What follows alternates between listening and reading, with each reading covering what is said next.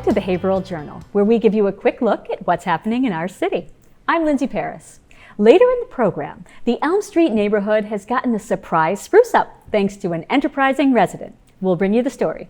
And we'll follow up with 3 Haverhill Public Schools educators who traveled to the U.S. Marine Corps Educators Workshop in April to get a first-hand look at the new recruit experience, plus a tour of the brand new parking garage down at White's Corner. But first, the former Polish Club on Washington Street has been transformed into a welcoming, judgment-free community center for those battling addiction. Riverbend's Ray of Light Recovery Cafe welcomes those in all stages of recovery for peer-to-peer support and camaraderie. The cafe is putting a holistic twist on the more traditional type of recovery center, using art, music, and what the members call radical hospitality to see amazing positive results in just a few short months since opening. HC Media's Chris Bowden visited the cafe to meet the members driving this powerful movement. My name is Richard Hollett. I am the Director of Recovery Support Services at Riverbend. In 2018, we ended up discovering the Recovery Cafe network. We follow the Recovery Cafe model, which is out of Seattle. Everything we do here, including the design of the space, is done to convey immeasurable value and potential to every human being who walks into the space. I came down here and it was like love at first sight. I wasn't sure what the place was, but when I seen the sign, it said love is the movement.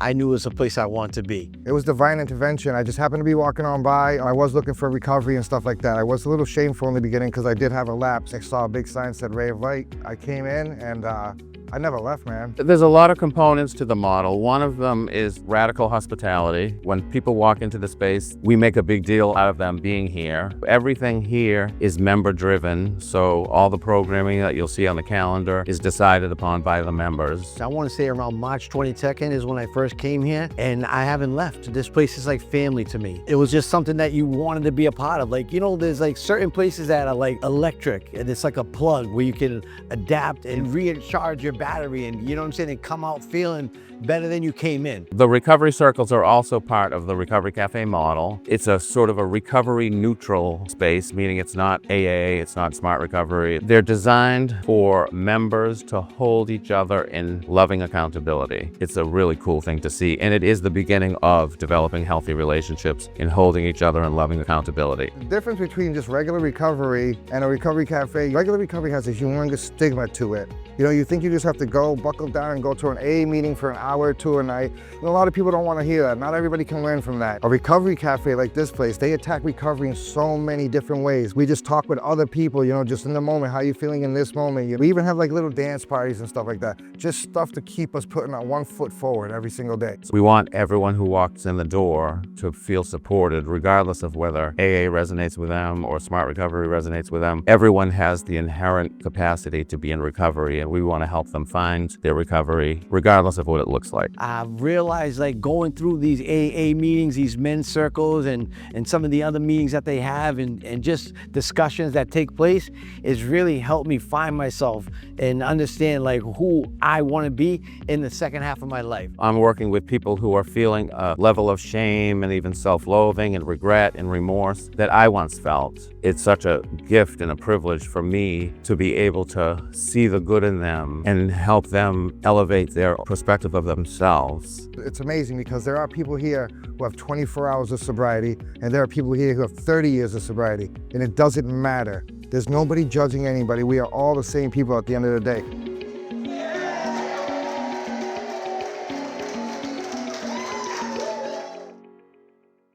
New programming is being added to the Recovery Cafe schedule each week, with community meals, art and music programs, and more. Weekly calendars of events can be found on their Facebook page, or drop by the club at 222 Washington Street to pick up a schedule. If you've spent any time in the Elm Street neighborhood of HC Media's headquarters, you may have noticed the short passageway between Elm and Dudley Streets, used primarily by kids walking home from school and neighborhood residents out for a stroll. The passageway has battled the overgrowth of rogue trees, stubborn weeds, and assorted debris over the years, but an adjoining resident took it upon himself to clear it out and turn it into the gem of the neighborhood with a little help from his friends. Often, it's the little things that make a big difference, and in HC Media's Elm Street neighborhood, we've been noticing the transformation of a nearby passageway from impassably overgrown to clean and decorated for the season. Neighborhood resident Steve kicked off the cleanup effort after noticing the area needed a bit of sprucing up. So this was like really bad, so I decided to clean it. Me, a young man, and a lot of people involved with their trucks and stuff to help move all the debris. Friends, neighbors, and family members learned of his ambitious effort and pitched in to help out. He actually asked me if I wanted to help him, and I said yes. I said I'll come by. The other side was completely dirty, and I was like, this doesn't look nice. I wanted to make it look nicer. So I took his rake and I raked everything to one side, and then I called a few people to ask to help move the sticks and all that. It doesn't look like garbage, a garbage can all over here. The city, the DPW was tremendous. They filled this up, so in the spring, I can put flowers and stuff in there, so it's cool. Now the problem is to try to maintain it so it doesn't fall back to what it once was. I noticed that more people are more comfortable going through there. Like there's some people that tell me that they'd be lucky, they'd be dodging stuff on the ground to get through there.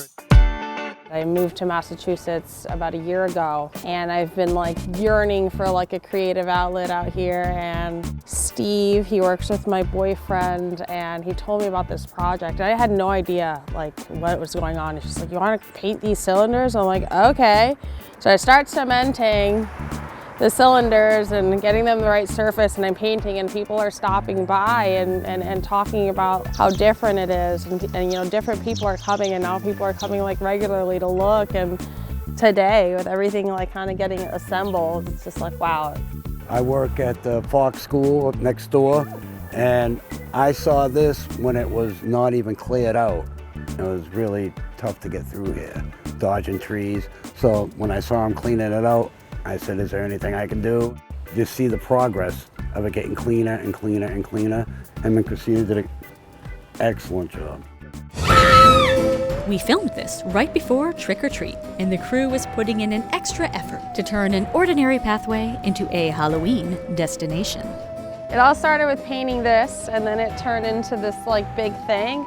Different friends have given us so many things, like the backgrounds in here, and I think we found this somewhere, like on the side of the street, red-handed.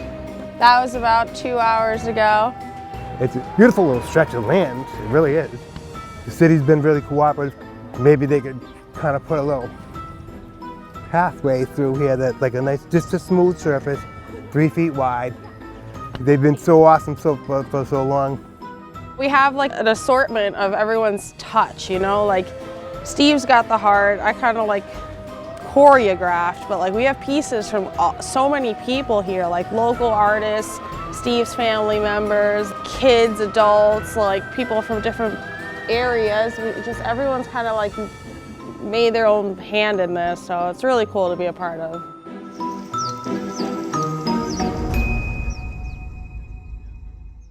Thank you, Steve, Crystal, and all of the other folks who joined in on this effort, which has made such a big difference in our little neighborhood. And I've heard if you stop by in a few weeks, you might find it all decked out for Christmas. Downtown has a whole new look due to the can't-miss 6-story parking deck that's arisen on the corner of Main and Merrimack Streets, across from Harbor Place.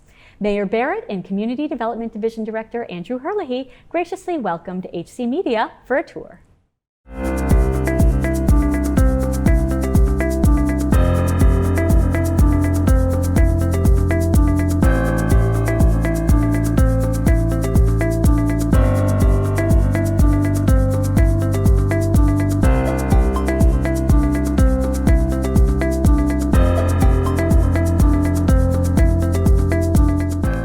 Andrew Herlihy. I'm the Community Development Division Director for the City of Haverhill, and I've been managing MassWorks funds for the city, and we're excited to show Mayor Barrett get the first walkthrough of the soon-to-be-completed Merrimack Street parking garage. We're here with Gary Armstrong from the Lapoli Companies, who's involved obviously with this huge development we have great going on downtown. And I'm Melinda Barrett, Mayor of Haverhill, so this is my first opportunity to see the garage in person rather than from just driving by, and I'm excited to have a garage such as this that people can feel safe parking in, and it will be managed and controlled. and give access to businesses and residents. We have reclaimed almost 5 acres of basically derelict city land. So this is a great opportunity for the city. One of the features of this garage, unlike the former garage, will be multiple points of entry. So we're here on Parkway. We're across from a familiar sight to many, which is the Mass General Brigham, former Pentucket Medical Building. And people will be able to enter the garage right here off of Parkway into the structure. They'll also be able to enter right off of Merrimack Street as well and go up multiple levels as needed.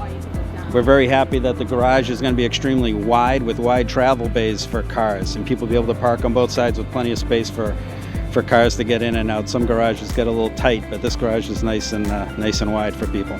So we're here on just one level of the garage here. The garage features nice wide bays for cars. There'll be cars able to park on both sides with plenty of travel for 2-lane travel on either side. This is a little wider than the Railroad Square parking garage, which is another nice garage, but is a little tighter than this one. So we're excited to be able to have a more expansive garage with larger parking spaces and bays for parkers. We're here on the 6th floor, the top floor of the parking garage. We're looking north towards City Hall.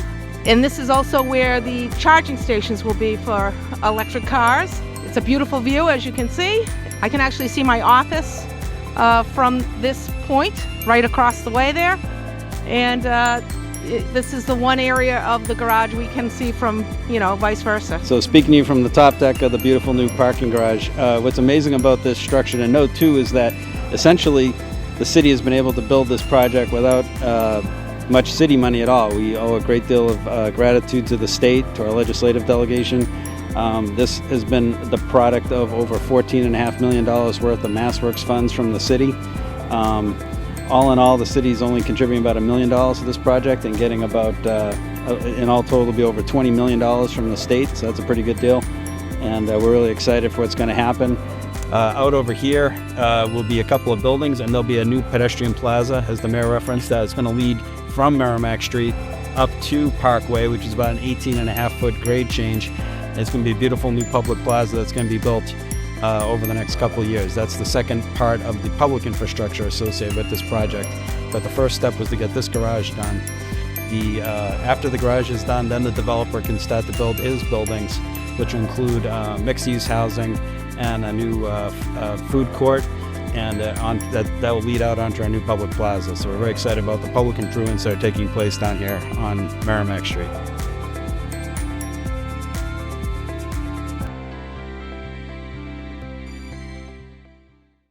The garage is expected to open this winter.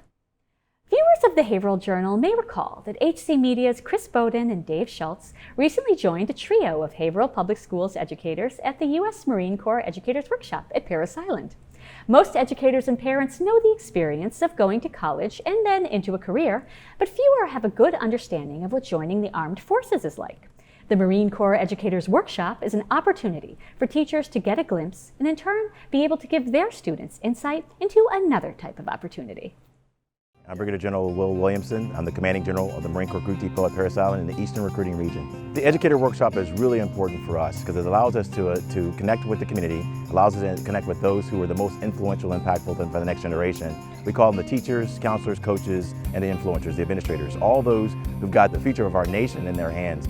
When people think about the Marine Corps, they have a specific idea or maybe a stereotype in mind. And I think for me, this experience really helped to break down some of those stereotypes. We get an opportunity to give them an inside look at the Marine making process, from stepping on the yellow footprints to going some of their martial arts training, the physical fitness training, but more importantly than that is the character development. They see how our drill instructors and how the entire cadre invest themselves in making sure that the young people, these young men and women that we get, are morally, mentally, and spiritually fit to be the best versions of themselves. We're here to teach and mold those kids to become the future of the United States, and it's just important that the Marine Corps is not put out there as something negative. It was really interesting to talk to the Marine recruits about how they were feeling, about their excitement looking forward, about their challenges in the moment. That every single one of them was excited for the future and was positive that they were going to make it through,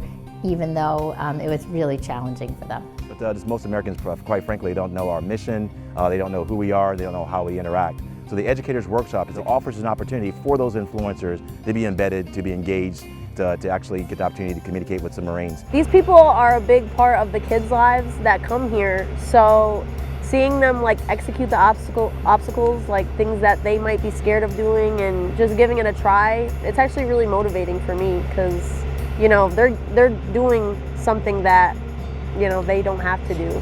They're shooting live fire on a rifle range, they're rappelling off of the wall, they're seeing the F-35, they're spending time with a cohort of educators, and in just 2.5 days, they're developing camaraderie, they're developing esprit from people they had never known. Imagine if they spent 13 weeks together. It was really great to meet teachers and get to know not just teachers and people from Haverhill, but from across the Northeast corridor, to sort of compare and brag a little bit about our ROTC program. We hope that the Educators Workshop is a great experience for them. They get an opportunity to engage with real Marines. And I will encourage educators from Haverhill High School in the future to join this program. Just provides so much hands-on information that we can then share with students that may want to join the military. I think it's incredibly important that they're as versed as possible in their options so that they make good choices. A really positive opportunity for educators. Moving from those just beginning their service to those who have proudly served, the Haverhill Veterans Day Parade will be held on Tuesday, November 11th, kicking off at 10:15 a.m. at the Vietnam Veterans Memorial Park on Mill Street, then traveling down Mill and Water Streets and concluding at Washington Square, where there will be a brief ceremony of commemoration. Marchers are asked to gather by 9:30 at the Vietnam Veterans Memorial Park. Clearly, parade season is here, as the Santa Parade is also right around the corner, one of the best days of the year here in the city. The 61st annual VFW Santa Parade will begin at 1 p.m. on Sunday, November 23rd. HC Media will be live streaming the event from Driscoll's Funeral Home on Main Street in Bradford, so tune into channel 1072 or to our live stream at haverhillcommunitytv.org to catch all the action live beginning at 1. If you have a story or event you'd like to see featured on the Haverhill Journal, call us at 978-372-8070 or email info@haverhillcommunitytv.org. And don't forget to like us on Facebook or at our HC Media YouTube channel. And that's what's happening in Haverhill this month. I'm Lindsay Parris, and we'll see you next time with more of Haverhill's best stories. Thanks for watching, everyone. Good night.